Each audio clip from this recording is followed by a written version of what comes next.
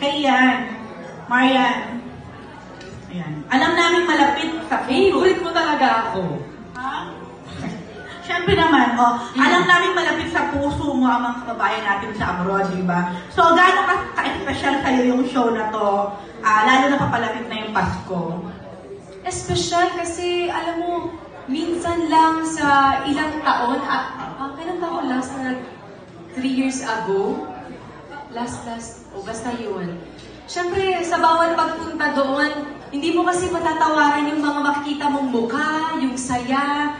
So, siguro yun ang nilook forward ko at yun ang pinaka-espesyal sa akin. Kapag yung bawat Pinoy na nakikita mo sa ibang bansa, na nararamdaman nila yung pagmamahal mo at nararamdaman nila na kahit wala sila sa Pilipinas, nasa Pilipinas sila at yun ang pinakamahalaga. Yan, maaga ba yung Pasko sa'yo ngayon? Gaano ka kasaya ngayong parang may naman yung pagiging masaya ko. Ha? Ano yun?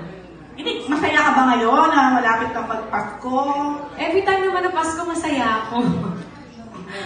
Anong Christmas gift ang hinihingi? Lumapit na talaga ako kasi lang. Anong Christmas gift ang hinihingi mo ngayong Kapaskuhan? Alam niya na yun.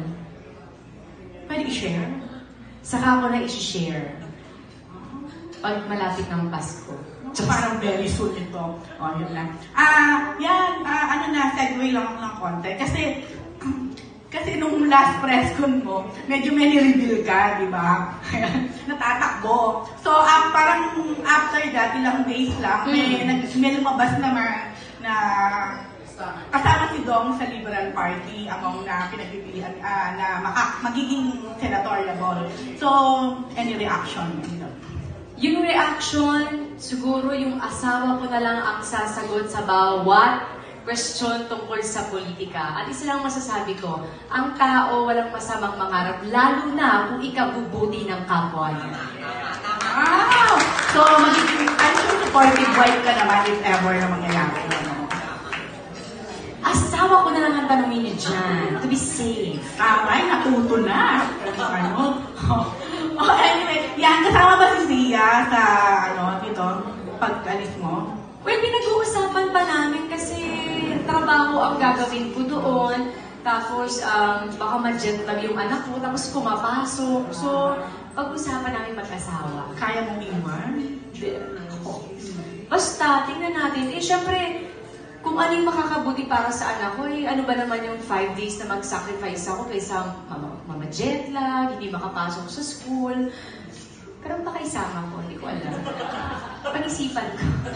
Okay. Last na, how was it working with Julie, Christian? Ano ka ba? Malimit ko na nakakatrabaho ko mga to. At nung nalaman ko na sila yung line-up na makakasama ko, sabi ko, ay, parang nangyari na nung nakailang-ilang taon na masayang kasama to. At bonus pa dahil kasama itong dalawang ito na napakasayang kasama, hindi ba? Malalaman ko kung talagang masaya silang kasama. Masaya kami kasama. Pero itong dalawang to, sigurado ko, walang kulang kabigin kasi sobrang sayang kasama ng mga to. Sobrang down to earth, tsaka love ko yung dalawang alam nila. At isama mo pa ang kambal ko. O, diba? Kaming 4. O, patay na sila. Nakakatakot na ingay ang malaman nila. Okay, thank you. Wala kang 2,000 sa mga tanong mo, ha? Thank you, Miss Rose.